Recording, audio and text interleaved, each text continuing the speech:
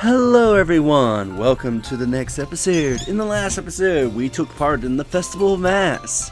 And this episode, let's see what we can get up to today. You already found 2 signs, huh? We only found 1, but there's no harm in going at our own pace. I'm starting to like bug Pokemon. Yama's so cool. Have you been to the festival yet? It's been running for a while, so go have some fun. Today, I'm definitely going to get started on orienteering with Carbine. My heart's pounding. The candy fruits at the Festival of Mass had such an interesting flavor.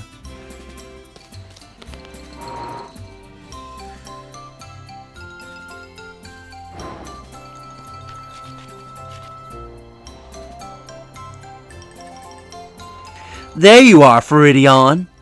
Just because we didn't agree to meet doesn't mean you get to keep me waiting.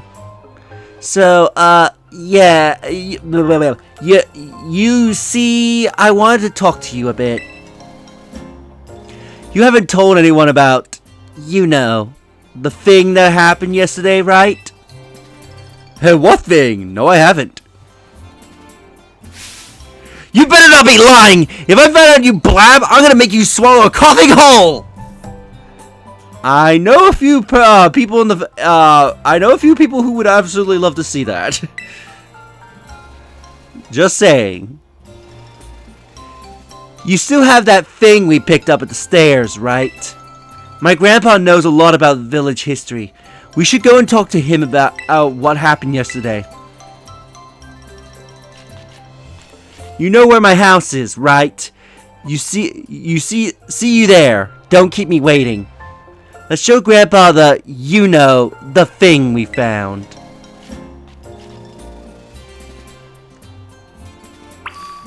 Anyway, let's make our way to their house.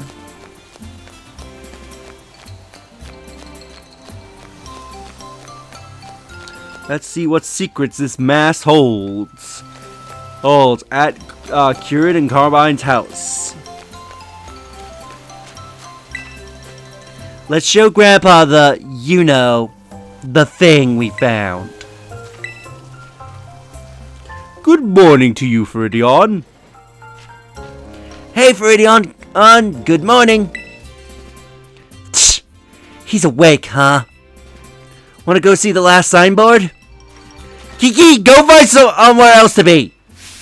Feridion's got business with me.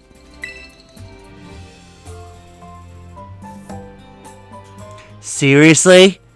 He was spending all his time with you. That's so unfair. You could be such a jerk. What did you just call me? What's his deal? Kiki should know better than to talk back to me like that. That's enough, Caroline. Be kind to your younger brother. I was being kind. It's not like I hit him or anything. Anyway, we got important things to discuss, right, Feridion? Come on, you gotta show Grandpa that thing you have. Now, if I remember correctly, if you show her anything but the mask, she gets upset. And this is... No, not that! I'm talking about the thing we found yesterday!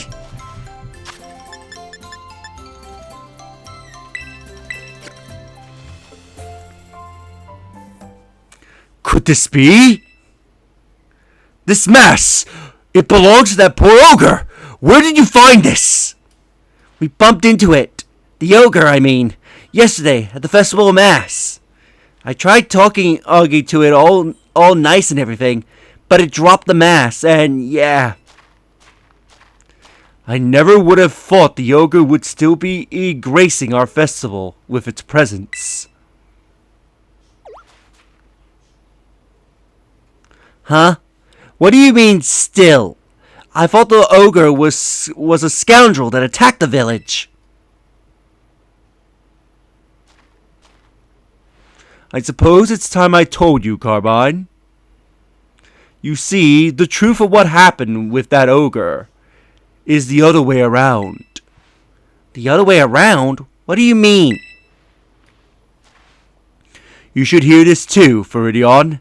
You also met the poor ogre, or Ogerpon, as it is rightfully named. Let me tell you the true story that has passed down through our family for generations.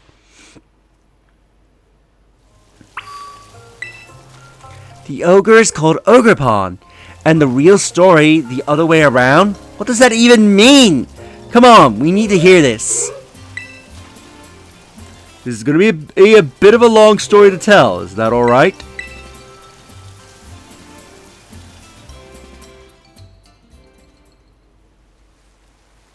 It starts raining. I don't think that's part of the set weather. I think that just decided to randomly happen. This story has been passed down in our family by word of mouth. I learned it from my father. It's a story of truths, a story that must never be told to the rest of the village.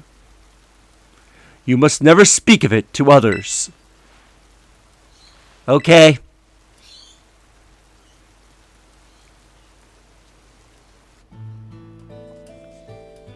A long, long time ago, a man and an ogre came to Kitakami from a foreign land. The people of the village feared the man and the ogre, who looked so different from them. And so they refused to let the travelers come anywhere near the village. The man and the ogre were saddened that the villagers did not welcome them. But they were happy just to have each other. They settled quietly in a cave on the mountain. There was only one villager who pitied the two travelers, the village mask maker.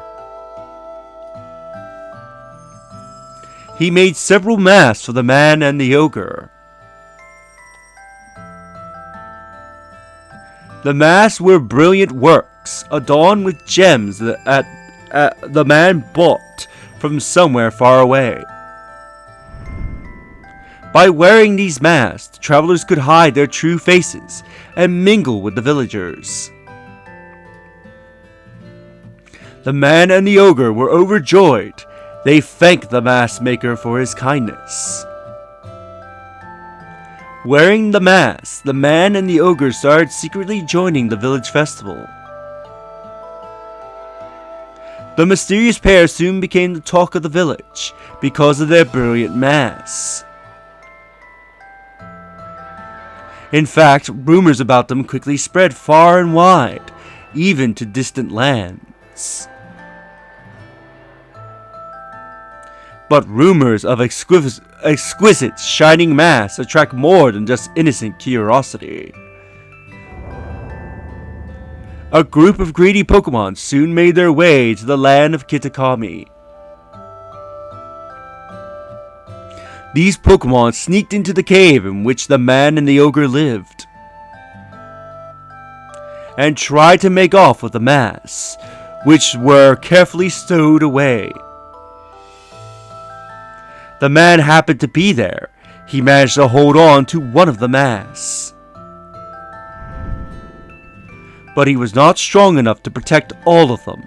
The Pokémon stole the other 3 masks. Several hours later, when the ogre returned to the cave, it found its beloved home in ruin, and all that was left were signs of a struggle and a teal mask. The ogre donned the mask and went down to the village, perhaps to search for its friend. It found the greedy Pokémon there, gloating over their stolen masks, and defeated them. The villagers, of course, had no idea what was happening nor why. All they saw was a raging ogre, and they felt great fear. The villagers thought the 3 Pokémon had fallen trying to protect the village from the ogre. To honor their sacrifice, the villagers named them the Loyal 3 and intended them with care. Wounded and weak, the ogre returned to its cave, alone, and with great sadness.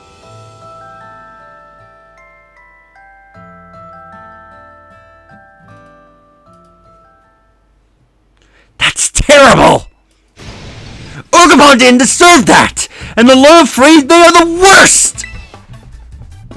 The story that's been told is the complete opposite of the truth! Oof, they gotta hear about this! Calm yourself, Carbine! I've told you already to keep it to yourself! But Grandpa! The villagers believe their own version of history. They revere the loyal free, so how would they react being told that they have got it all wrong? They do probably get angry. Exactly. Back when this all first occurred, the mask maker, that is to say, our ancestor, tried desperately to tell the truth of the matter. But no one would take him seriously. In fact, it is said that he was prosecuted as a heretic. Ooh, that really gets my blood boiling. In the end, the mask maker chose to protect his descendants, us, by keeping his mouth shut. However, he kept the truth alive, passing it down from generation to generation as a family secret. I see. Kiki doesn't know the whole story yet, does he? He shouldn't know. I have certainly never spoke to him about it. Why do you ask? I don't know. He just really seems to like the ogre. He's practically obsessed. And he's been trying to one-up me, as if he knows more about Ogerpon than I do. Well, I can't say what's going on with the boy, but he always was a sensitive child. It wouldn't surprise me if he somehow into it if the truth.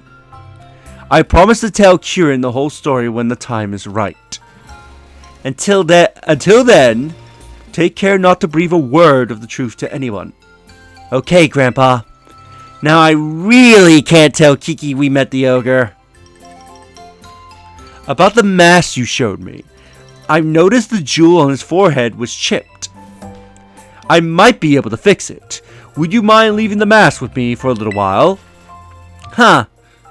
Oh, huh. Maybe it got chipped when it fell down the stairs. Since Grandpa's offering, let's get it all nice and fixed up before we give it back to Ogerpon. You give the teal mask to Carbine's grandfather. Don't you worry. I will be sure to take care of this.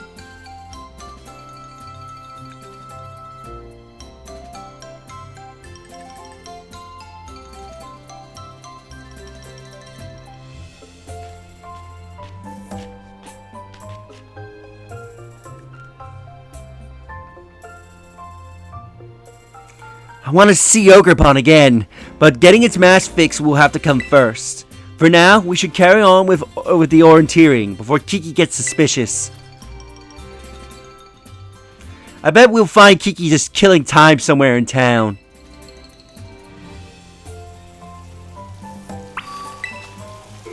You mustn't tell anyone about the true history of our village. Now, I do better get everything ready to fix the ogre mask. The boy I partner up with is so ordinary. Pretty underwhelming, if I'm being honest. Let's look for Kieran.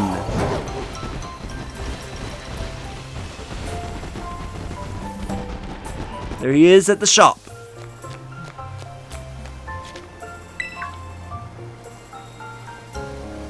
Oh, hey, Viridion. So, I was gonna ask, what were you and my sis just, talking about? This and that, I guess.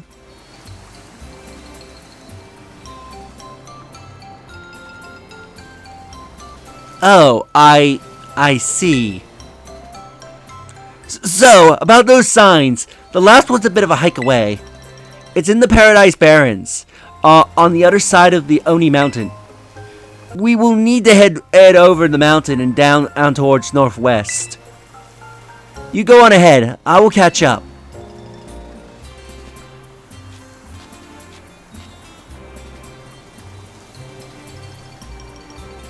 Why? Why did you lie to me?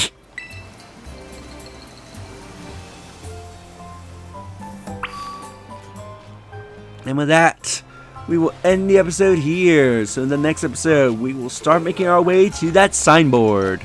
If you enjoyed this episode, do you like the videos? It helps tremendously. Subscribe if you haven't already. Leave a comment down below on your thoughts on this episode. And share the video so that way more people can discover my content and help the channel grow. And I'll see you all in the next one. Later.